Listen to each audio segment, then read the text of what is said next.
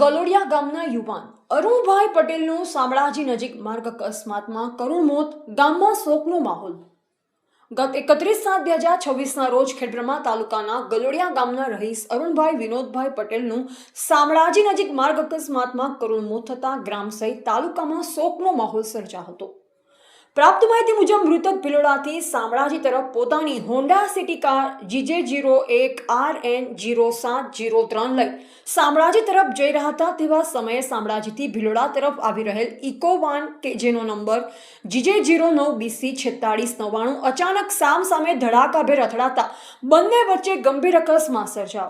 અકસ્માતની અસર એટલી ગંભીર હતી કે ગલોડિયા ગામના અરુણભાઈ વિનોદભાઈ પટેલને શારીરિક ગંભીર ઈજા પહોંચી અને તેમને તાત્કાલિક નજીકની હોસ્પિટલ ખાતે લઈ જવામાં આવ્યા, જ્યાં સારવાર દરમિયાન તેમનું મોત નીપજ્યું। તેમણે બચાવવાના અથાગ પ્રયાસો છતાં તેઓને બચાવી શકાયા ન હતા અને તેમનું દુઃખદ અવસાન થયું।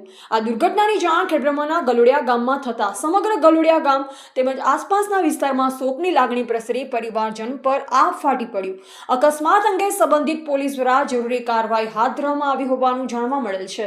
રિપોર્ટર જયેશ ઠાકોર સાથે શૈલેષ પટેલ, જિલ્લા બ્યુરો ચીફ, સાબરકાંઠા।